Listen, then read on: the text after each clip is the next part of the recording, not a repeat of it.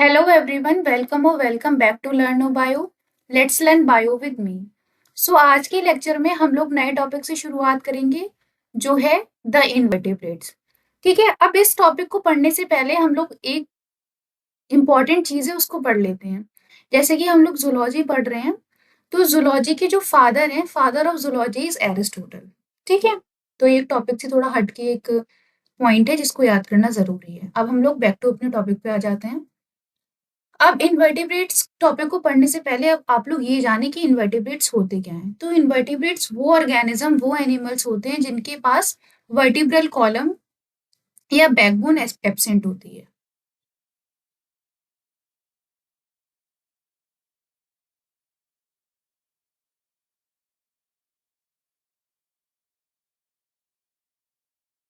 ठीक है, तो इन्वर्टिब्रेट्स वो एनिमल्स होते हैं जिनके पास वर्टिब्रल कॉलम या बैकबोन नहीं होती है। ठीक, बाकी जिनके पास बैकबोन होती है उनको हम क्या बोलते हैं, वर्टिब्रेट्स। अब ईओ विल्सन नाम के एक बॉटनिस्ट थे, इन्होंने इन्वर्टिब्रेट्स को कहा था कि इन्वर्टिब्रेट्स जो होते हैं वो little things which run the world. तो वो ऐसे छोटे छोटे ऑर्गेनिज्म है, एनिमल है जो पूरी की पूरी दुनिया को चला रहे हैं। ठीक, इसमें जैसे इन्वर्टिब्रेट्स में वायरस हो गए, बैक्टीरिया हो गए, बहुत सारे एनिमल्स हो गए, इंसेक्ट्स हो गए, ये सारे के सारे क्या होते हैं, ये हमारे पूरे इन्वायरमेंट को बैलेंस रखने में बहुत ही इंपॉर्टेंट रोल प्ले करते हैं। इसलिए इन्वर्टिब्रेट्स जो हैं वो पूरी की पूरी दुनिया चलाते हैं, या इनको या ये कहेंगे कि ये हमारी जो इकोसिस्टम है उसमें लाइफ को मेंटेन करने में इनका बहुत बड़ा हाथ है। ठीक, अब क्या होता है कि सेकंड पॉइंट हम लोग पढ़ेंगे कि among described species of animals, जो भी एनिमल्स की अभी तक डिस्क्राइब्ड स्पीशीज या जो भी अभी तक डिस्कवर्ड हो चुकी स्पीशीज में only 5% of animals have backbone.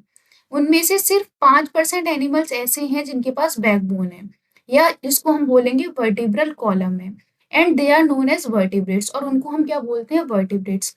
बाकी रिमेनिंग क्या है, उनके पास बैकबोन नहीं है और उनको हम क्या बोलेंगे, इनवर्टिब्रेट्स। ठीक है, तो इससे आपको ये दो चीजें समझ में आ गई। एक तो इनवर्टिब्रेट्स बहुत ज्यादा इंपॉर्टेंट है, क्यों, क्योंकि ये पूरी दुनिया की जो भी लाइफ है उसको मेंटेन कर रहे हैं। उसके बाद सेकंड वन इज कि 100 में से 95, 100 एनिमल्स में से 95 एनिमल कौन है, इनवर्टिब्रेट्स। मीन्स 95% एनिमल्स इनवर्टिब्रेट्स हैं, रेस्ट 5% कैसे हैं, वर्टिब्रेट, जिनके पास क्या है, वर्टिब्रल कॉलम या बैकबोन। ठीक, तो इन्वर्टिब्रेट्स की ये चीजें दो समझ में आ गई आसानी से। उसके बाद हम लोग आगे बढ़ते हैं, तो एक वर्ड होता है कॉर्डेट्स। तो कॉर्डेट्स हम उन एनिमल्स के लिए यूज करते हैं जिनके पास वर्टिब्रल कॉलम या बैकबोन प्रेजेंट होती है। ठीक, उनको हम क्या बोलते हैं, वर्टिब्रेटा। ठीक, जिनके पास कॉर्डेट एब्सेंट होती है या वर्टिब्रेट एब्सेंट होती है उनको हम क्या बोलते हैं, नॉन कॉर्डेट्स, और उनको ही हम क्या बोल देते हैं, इनवर्टिब्रेट्स। ठीक, तो chordates are vertebrates and non chordates are invertebrates. ठीक, तो ये चीज आसानी से आपको समझ में आ गई होगी। अब आगे बढ़ते हैं। यहाँ पे भी वही चीज है कि नॉन कॉर्डेट्स कौन हो गए, इनवर्टिब्रेट्स। क्यों, क्योंकि इनके पास वर्टिब्रल कॉलम एब्सेंट होती है। अब उसके बाद हम लोग क्लासिफिकेशन पढ़ेंगे।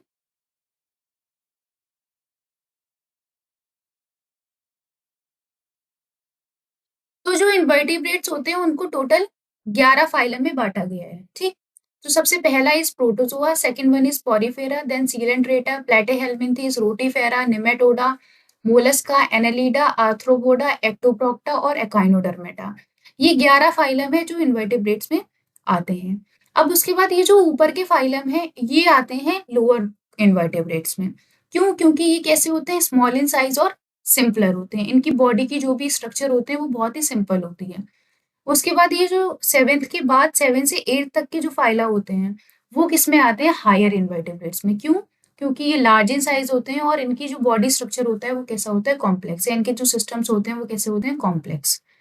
ठीक है, तो इनवर्टिब्रेट्स को दो पार्ट्स में डिवाइड हो गया, लोअर इनवर्टिब्रेट और हायर इनवर्टिब्रेट्स। लोअर इनवर्टिब्रेट में कौन कौन आएगा, protozoa, porifera, coelenterata, platyhelminthes and Nematoda.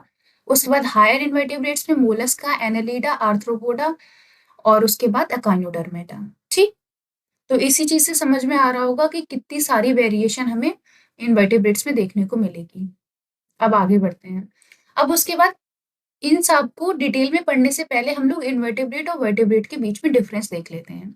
सबसे बेसिक और कॉमन डिफरेंस तो हम लोगों ने जान ही लिया, जो सबसे इम्पोर्टेंट है वो क्या है, बैकबोन का, कि इन्वर्टेब्रेट्स में बैकबोन एब्सेंट होगी और इसमें बैकबोन प्रेजेंट होगी। उसके बाद और भी एस्पेक्ट हैं जिनसे हम डिफरेंशिएट कर लेंगे बिटवीन इन्वर्टेब्रेट एंड वर्टेब्रेट। जो सबसे पहला है वो सिमेट्री। तो अब क्या होता है, इन्वर्टेब्रेट्स में कैसी सिमेट्री होती है, रेडियल, बायरेडियल, और या फिर इसमें सिमेट्री होती ही नहीं है, ठीक। तो इन्वर्टेब्रेट्स में हमें दोनों तरह की सिमेट्री देखने को मिलेगी, कि वर्टिकल भी डिवीजन हो सकता है और हॉरिजॉन्टल भी। लेकिन वर्टिब्रेट्स में क्या होगा, सिर्फ बायलेटरल सिमेट्री ही देखने को मिलेगी, ठीक। उसके बाद अगर हम मेटामेरिज्म की बात करें, मेटामेरिज्म इज कायापलट, की किस तरह से एक लाइफ के थ्रू उनकी जो भी अपीयरेंस है उसमें चेंज कैसे आता है। तो जो इन्वर्टेब्रेट्स होते हैं उसमें जो मेटामेरिज्म होती है वो ट्रू भी हो सकती है और सीडो भी हो सकती है। सीडो मीन्स फॉल्स, ठीक है।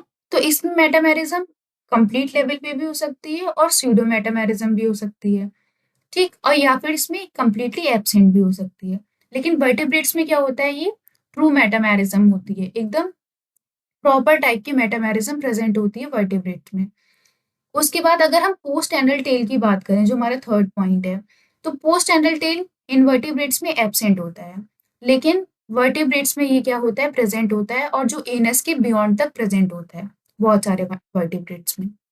उसके बाद ग्रेड ऑफ ऑर्गेनाइजेशन, उनकी जो बॉडी स्ट्रक्चर है वो किस तरह से बनी हुई है। तो जो इन्वर्टिब्रेट्स की बॉडी का ग्रेड ऑफ ऑर्गेनाइजेशन है या लेवल ऑफ ऑर्गेनाइजेशन है, उनके बनने का जो ग्रेड है, एक लेवल है, वो कैसा है, प्रोटोप्लाज्मिक टाइप का है। अब प्रोटोप्लाज्मिक टाइप से ऐसे समझो कि जो इन्वर्टिब्रेट्स होते हैं उनकी बॉडी में सिर्फ दो चीजें होती हैं। तो पहली बात तो ये सिंगल सेल्ड होते हैं, ठीक। अब यहाँ पे अंदर इसमें क्या होता है, एक न्यूक्लियस प्रेजेंट होता है। अब न्यूक्लियस और सेल वॉल के बीच में एक फ्लूइड भरा होता है इनके यहाँ। इस फ्लूइड को हम क्या बोलते हैं, प्रोटोप्लाज्म। तो जो ग्रेड ऑफ ऑर्गेनाइजेशन है इन्वर्टिब्रेट्स में वो कैसा है, प्रोटोप्लाज्मिक टाइप का। मीन्स अंदर ऑर्गन्स ना होके क्या है, एक फ्लूइड भरा है जिसको क्या बोलते हैं हम, प्रोटोप्लाज्म, ठीक। अब ये किसमें, सिंपलर ऑर्गेनिज्म में क्या होता है, प्रोटोप्लाज्म भरा हुआ होता है। लेकिन जो थोड़े कॉम्प्लेक्स हैं, जो हायर इन्वर्टिब्रेट्स हैं, उसमें क्या होता है, ऑर्गन और ऑर्गन सिस्टम भी प्रेजेंट होता है। तो जो ग्रेड ऑफ ऑर्गेनाइजेशन है वो प्रोटोप्लाज्म से ऑर्गन सिस्टम तक जाता है, कि जो सिंपलेस्ट है उनमें प्रोटोप्लाज्म प्रेजेंट है, और बाकी जो अगर कॉम्प्लेक्स की तरफ हम बढ़ते हैं, हायर इन्वर्टिब्रेट्स की तरफ बढ़ते हैं, तो वहां पे हमें ऑर्गन्स भी देखने को मिलते हैं, ठीक। तो ये पॉइंट भी क्लियर हो गया। अब वर्टिब्रेट्स में क्या होता है, यहाँ पे सिर्फ और सिर्फ ऑर्गन ही मिलेंगे, कि जो भी ऑर्गेनिज्म होंगे उनकी बॉडी में आपको सिर्फ proper organ and organ system मिलेंगे। उसके बाद अगर हम जर्म लेयर्स की बात करें, जर्म लेयर का मतलब कि उसकी जो स्किन है उसमें किस तरह की लेयर्स प्रेजेंट होती हैं। तो ये क्या है, डिप्लोब्लास्टिक है, ट्रिप्लोब्लास्टिक है, या तो इसमें एब्सेंट भी हो सकती हैं। डिप्लोब्लास्टिक का मतलब 2 लेयर्स, ट्रिप्लोब्लास्टिक का मतलब 3 लेयर्स, और एब्सेंट का मतलब एक भी लेयर नहीं। तो इन्वर्टिब्रेट्स में 2 लेयर भी प्रेजेंट हो सकती है, मीजो, एक्टो और एंडो में कोई भी 2 प्रेजेंट हो सकती है, या तीनों की तीनों भी प्रेजेंट हो सकती हैं, और कुछ कुछ ऑर्गेनिज्म ऐसे हैं जहाँ पे एब्सेंट हो सकता है।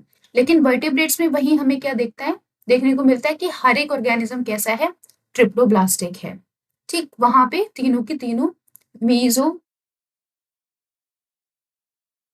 एक्टो, एंडो और मीजो, तीनों ही टर्मल लेयर्स प्रेजेंट हैं, ठीक। तो ये पांचों के पांचों पॉइंट आपको एकदम क्लियर हो गए होंगे। पहला सिमेट्री, दोनों में किस किस तरह से प्रेजेंट होती है, बाकी metamerism, post anal tail, grade of organisation और जर्म लेयर, ठीक। उसके बाद अब हम आगे बढ़ते हैं। अब सीलोम देख लेते हैं। सीलोम का मतलब होता है बॉडी कैविटी।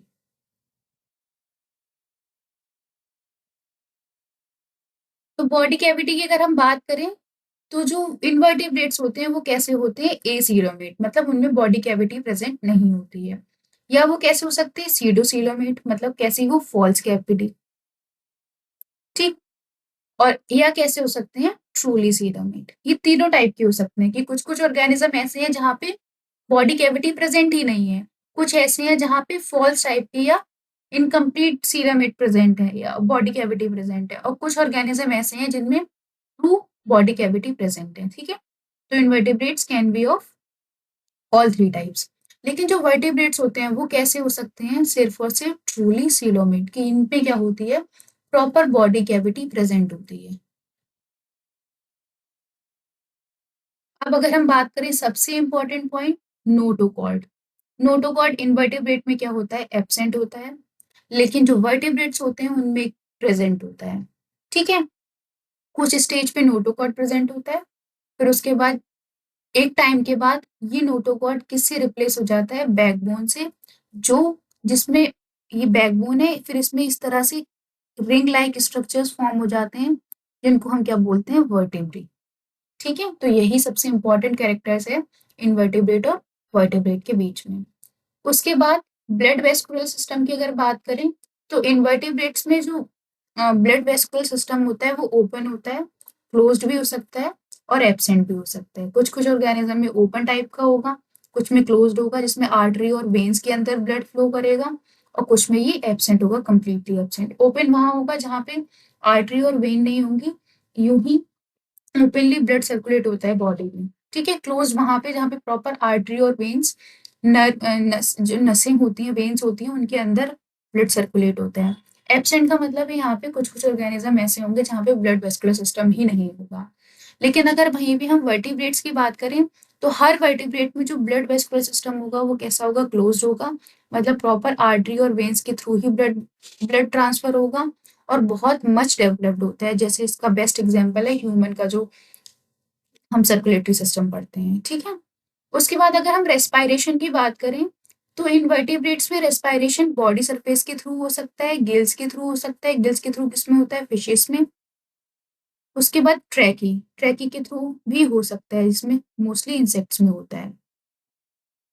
ठीक, तो रेस्पायरेशन इसमें किसी भी टाइप से हो सकता है। लेकिन अगर हम वहीं पे वर्टिब्रेट्स की बात करें, तो यहाँ पे सिर्फ गिल्स और लंग्स के ही थ्रू होगा। अब गिल्स, अब आप लोग कहेंगे कि फिशेस जो होते हैं वो वर्टिब्रेट्स नहीं होते हैं, बट कुछ कुछ एक्वेटिक मैमल्स भी होते हैं जो किसमें आते हैं, इन वर्टिब्रेट वाले कैटेगरी में। उसके बाद अगर हम रिप्रोडक्शन की बात करें, तो इनवर्टिब्रेट्स में कैसा होगा, एसेक्सुअल रिप्रोडक्शन होगा।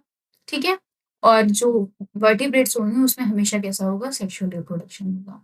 तो यही सारे एस्पेक्ट है जिससे हम प्रॉपर इनवर्टिब्रेट और वर्टिब्रेट के बीच में डिस्टिंग्विश कर लेंगे। ठीक है, तो आज की वीडियो के लिए इतना ही रखते हैं।